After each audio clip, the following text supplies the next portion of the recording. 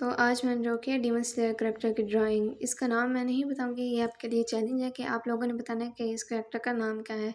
Sketching के लिए मैं अपना वही रिजवी वाला का A4 साइज का स्केच पैड यूज़ करूंगी और आउटलाइन के लिए मैं अपनी वही मैकेनिकल पेंसिल का यूज़ करूंगी। सबसे पहले मैं एक सर्कल ड्रॉ करूंगी, इसके बीच में कुछ वर्टिकल एंड हॉरिजॉन्टल लाइंस लगाऊंगी। वैसे वीडियो का ये पार्ट में से डिलीट हो चुका था, लेकिन सिर्फ मैंने दिखाने के लिए रिकॉर्ड किया था कि मैंने अपनी ड्राइंग को शुरू कैसे किया। लेकिन इस वीडियो में थोड़ा सा ट्विस्ट है, और ट्विस्ट ये है कि मैं आप लोगों से इस वीडियो में पूछूंगी एक सवाल जिसका आप लोग देंगे मुझे जवाब। सवाल लूमस मेथड के हवाले से है। आई होप ज़्यादातर आर्टिस्ट ने लूमस मेथड को तो यूज़ किया ही होगा, एंड आप सबको पता होगा कि लूमस मेथड आखिर है क्या एंड वो कहाँ यूज़ होता है। और ये सवाल मैंने इसीलिए रखा है कि इससे कुछ आपकी नॉलेज में इजाफा होगा एंड कुछ मेरी। अगर मुझे गलत पता होगा तो मुझे सही पता चल जाएगा। तो सवाल ये है कि आप लोगों ने मुझे बताना है कि लूमस मेथड आखिर बनाया किसने है, उनका नाम क्या है एंड वो रहते कहाँ थे। तो इस सवाल का जवाब आप लोगों ने देना है मुझे कमेंट में। मुझे पूरी उम्मीद है कि आप लोग ज़रूर बताएंगे इस सवाल का जवाब। तो अब बढ़ते हैं अपनी ड्राइंग की तरफ। तो मैंने इसके आईज नोज को तो कर लिया कंप्लीट, अब रह गए थे इसके लिप्स एंड जल्दी जल्दी मैं उसको भी कर दूँगी कंप्लीट।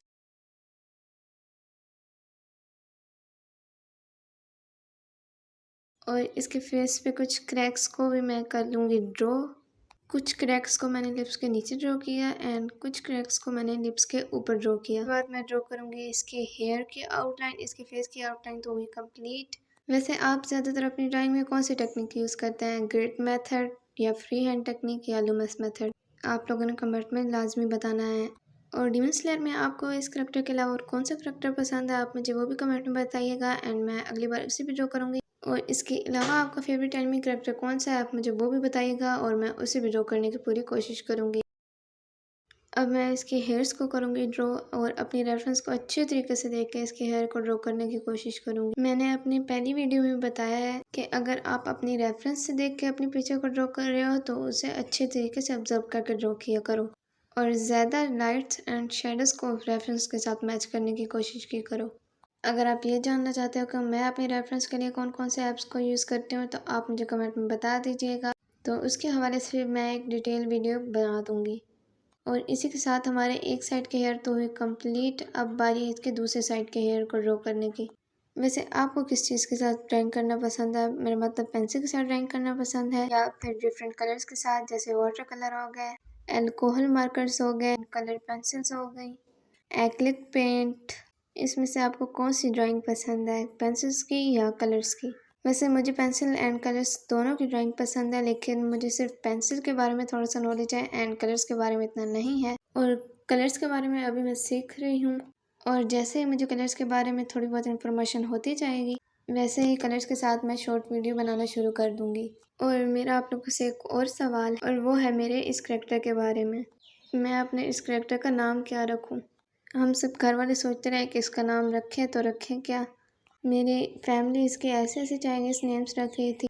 एक बार तो वो बताते थे इसका नाम, लेकिन अगली बार उनको खुद ही भूल जाता था कि उन्होंने नाम क्या बताया। तो इस करैक्टर को देख के आपके जहन में कौन सा नाम आता है, मुझे कमेंट में लाजमी बताइएगा कि इसका नाम मैं रखूँ तो रखूँ क्या। अगर मुझे कमेंट में ज़्यादा नेम्स आए तो उसके लिए मैं पर्चियाँ डालूँगी एंड जो सी पर्ची निकलेगी तो वही इसका नाम सेलेक्ट कर लेंगे। और कमेंट में नाम लाजमी बताइएगा। और बातों बातों में पता ही नहीं चला कि हमारी ड्राइंग की आउटलाइन तो हो गई है कंप्लीट।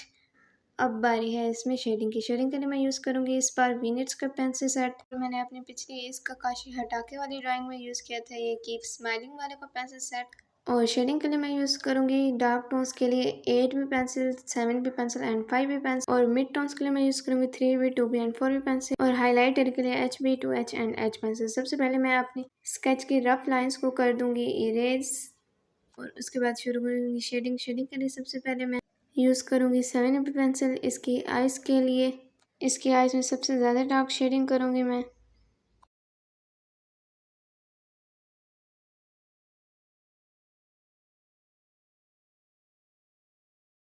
और इसके बाद एक आइज़ कंप्लीट होने के बाद अब मैं इसकी दूसरी आइज़ के अंदर भी वैसे ही शेडिंग करूँगी सबसे डार्क। इसकी आइज़ को कंप्लीट करने के बाद इसके अंदर मैं कॉटन बड की हेल्प से थोड़ी थोड़ी शेडिंग कर दूँगी। और इसके बाद इसके नोज़ को इन्हेंस करूँगी मैं थोड़ा सा। इसके बाद इन्हेंस करूँगी मैं इसके लिप्स को 5B पेंसिल के साथ। मैंने इसकी लिप्स को इन्हेंस करके थोड़ा दूर से देखा तो इसकी लिप्स की जो सी साइड्स थी वो मुझे थोड़ी सी बड़ी लग रही थी, तो इसीलिए मैंने इरेज करके उन्हें थोड़ा छोटा कर दिया। एंड इसी तरह जब आप भी अपनी ड्राइंग बनाया करो तो उसे थोड़ी थोड़ी देर बाद दूर दूर से लाजमी देखा करें। अगर उसके अंदर कोई गलती हो तो उसे ठीक कर लिया करें, वरना आगे बढ़ जाया करें। और इसके बाद 2H पेंसिल के साथ मैं इसके दांतों के अंदर भी थोड़ी थोड़ी सी शेडिंग कर दूंगी और इसके फेस की आउटलाइन को थोड़ा सा करूंगी डार्क।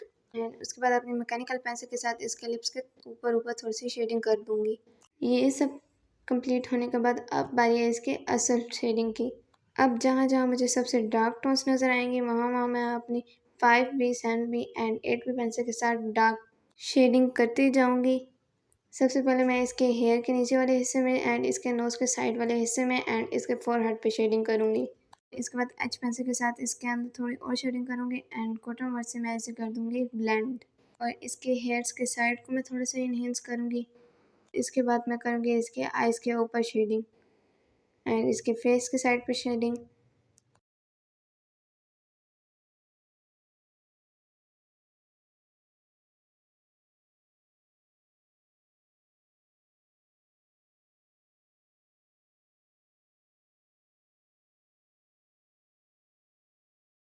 इस शेडिंग को मैं एक नरम कपड़े के साथ और अपनी कॉटन बड के साथ ब्लेंड करूँगी।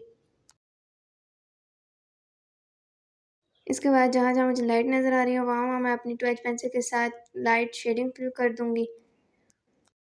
और इसके बाद नरम कपड़े से हल्के से प्रेशर से मैं इसे ब्लेंड कर दूँगी। और हमें ड्राइंग में अपना हैंड प्रेशर भी कंट्रोल में रखना ज़्यादा ज़रूरी होता है। हैंड प्रेशर के बारे में हम किसी और वीडियो में बात करेंगे। अब इसके बाद मैं इसके क्रैक्स को ड्रॉ करूँगी। वैसे मेरी रेफरेंस पे क्रैक्स थे तो नहीं, लेकिन एक और रेफरेंस मैंने देखी थी जिसके अंदर इसके क्रैक्स बने हुए थे जो कि मुझे काफ़ी सही लग रहे थे, तो मैंने अपनी इस ड्राइंग में इसके क्रैक्स को ड्रॉ कर दिया। वैसे ये इतने बुरे भी नहीं लग रहे थे इस ड्राइंग में भी। तो इसके बाद मैं इसके वेन्स को ड्रॉ करूँगी एंड इसके एक चीक पे वेन है और इसके एक फोरहेड पे वेन है। वैसे अभी मैंने हाईलाइट के लिए कोई इतना ख़ास टूल ख़रीदा नहीं था, तो मैं अपने इरेज की हेल्प से ज़्यादातर हाईलाइट बनाने की कोशिश करती हूँ। इसके बाद मैं इसके आईब्रोज़ के अंदर शेडिंग कर लूँगी। जहाँ जहाँ मुझे कुछ कमी नज़र आएगी वहाँ वहाँ भी मैं शेडिंग कर लूँगी। और शेडिंग को भी अच्छे तरीके से देख के किया करें, क्योंकि सिर्फ एक शेडिंग ही है जो आपकी ड्राइंग को फ्लैट से 3D एंड रियलिस्टिक बनाती है। इसके बाद मैं इसके हेयर्स के अंदर शेडिंग करनी शुरू करूँगी। इसके हेयर में मैं एक ही पेंसिल के साथ शेडिंग नहीं करूँगी, बल्कि मैं डिफरेंट पेंसिल्स का यूज़ करूँगी। और ड्राइंग में जितनी पेंसिल्स चेंज करके ड्राइंग की जाए, मतलब डार्क टोन है अगर कहीं, तो सिर्फ एक ही पेंसिल से डार्क टोन नहीं बनानी, उसके लिए डिफरेंट डार्क टोन्स की पेंसिल को यूज़ करना चाहिए। इसीलिए कहीं मिड टोन है तो वहाँ पे भी सिर्फ एक मिड टोन की पेंसिल यूज़ नहीं करनी। और ड्राइंग में ज़्यादा कोशिश हमें यही करनी चाहिए कि एक ही पेंसिल से ड्राइंग ना करें, बल्कि अपनी ड्राइंग में अलग अलग पेंसिल्स का यूज़ करें। अगर हम ड्राइंग में एग्जांपल के तौर पर सिर्फ एक ही पेंसिल का यूज़ करते हैं, यानी डार्क पेंसिल का यूज़ करते हैं, तो वो सारी ड्राइंग ही डार्क नज़र आएगी, उसके अंदर कोई डेप्थ कोई वॉल्यूम नज़र नहीं आएगी। और इसी तरह अगर हम लाइट टोन की पेंसिल को यूज़ करके शेडिंग करने की कोशिश करते हैं तो वो सिर्फ 2D एंड फ्लैट ही नज़र आएगी। तो इसीलिए ज़्यादा ज़रूरी है कि हम जितनी हो सके उतनी ही डिफरेंट पेंसिल के साथ शेडिंग करने की कोशिश किया करें। और उससे पहले अगर आपको शेडिंग नहीं आती तो आपको शेडिंग को भी समझना ज़्यादा ज़रूरी है। यानी किसी ऑब्जेक्ट पे अगर लाइट पड़ रही है तो उसकी कास्ट शेडो कहाँ पे बन रही है, उसकी फॉर्म शेडोज़ कहाँ पे बन रही हैं और इसका हाईलाइट एरिया कहाँ पे है। और इसके साथ साथ लाइट की डायरेक्शन को भी समझने की ज़्यादा ज़रूरत है। अगर आप ये सब कुछ सीख गए तो आप अपनी किसी भी नॉर्मल आउटलाइन को 3D एंड रियलिस्टिक ड्राइंग में कन्वर्ट कर सकते हो। लेकिन इससे पहले ज़रूरी है कि आप शेडिंग एंड अपने आउटलाइन को बेहतर बनाएं। और बातों ही बातों में हमारे काफ़ी ज़्यादा हेयर्स तो हो गए ड्रॉ, और इसके हेयर्स के साथ साथ कुछ एक्स्ट्रा लाइंस भी मैं ऐड करती आ रही थी जो कि काफ़ी हद तक सही लग रही हैं। एंड इसके हेयर में मैं एक ही पेंसिल का यूज़ नहीं कर रही, बल्कि डिफरेंट पेंसिल का यूज़ कर रही हूँ। और जो हेयर ज़्यादा पीछे की तरफ हैं उनमें मैं थोड़ी डार्क शेडिंग करूँगी एंड जो हेयर थोड़ी आगे की तरफ हैं उनमें मैं थोड़ी लाइट शेडिंग करूँगी।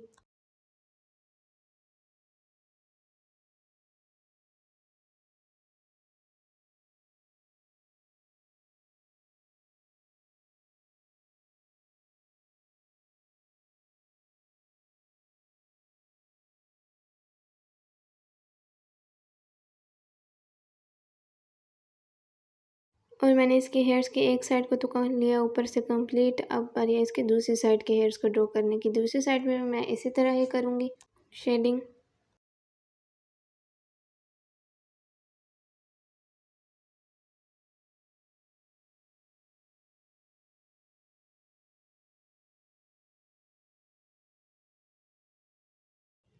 अब इसके बाद इसके कान के पीछे के हेयर्स को मैं ड्रॉ करूँगी।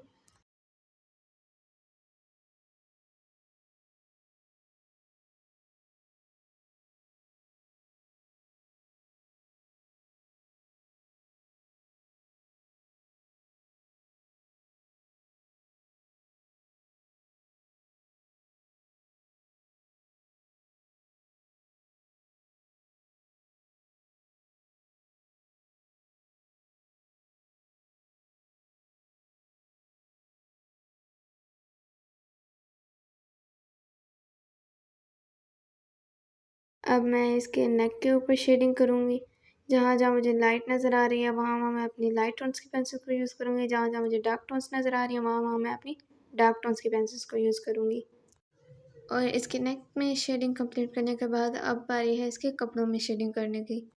और इसके कपड़ों में मैं एक पेंसिल यूज़ नहीं करूँगी, बल्कि जहाँ जहाँ मुझे डार्क टोन्स नज़र आएंगी वहाँ वहाँ मैं डार्क, एंड जहाँ लाइट टोन्स नज़र आएंगी वहाँ वहाँ मैं लाइट शेडिंग करूँगी।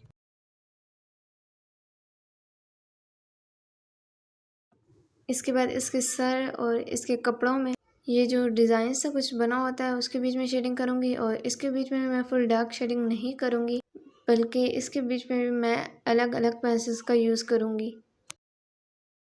तो अगर आपको इस करैक्टर का नाम नहीं पता तो इस करैक्टर का नाम है डूमा।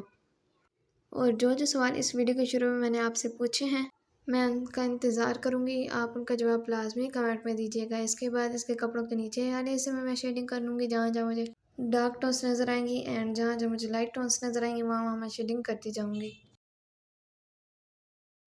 और इसी के साथ साथ इसके कपड़ों वाली भी शेडिंग हुई कंप्लीट। अब बारी है इसके हेयर्स की। जो हेयर्स रह गए थे उनको भी मैं कर लूँगी पूरा। एंड इसके बाद इसके सर पे ये जो सा डिज़ाइन बना होता है इसमें मैं कर लूँगी पूरा। और इसके बाद मैं अपना एक पुराना इरेज लेके इस तरह से इसे थोड़ा नुकीला बना के इससे मैं कुछ बीच में वाइट लाइंस को ड्रॉ करूँगी। इसके बाद मैं इसके इस पंखे के बीच में शेडिंग करूँगी थोड़ा बहुत और डेप्थ दिखाने के लिए। मैं इसके लाइट एरिया के एंड पे थोड़ी सी डार्क शेडिंग कर दूँगी। इसके बाद इसके हैंड की बारी। और इसके बाद इसके हैंड में शेडिंग करने के बाद हमारी ड्राइंग तो हुई कंप्लीट। आपको ये वीडियो कैसी लगी कमेंट में लाजमी बताइए। और अगर आपको ये वीडियो अच्छी लगी तो लाइक करना, एंड दिल करे सब्सक्राइब भी कर देना। अब मिलते हैं किसी नेक्स्ट वीडियो में, तब तक के लिए अल्लाह हाफिज़।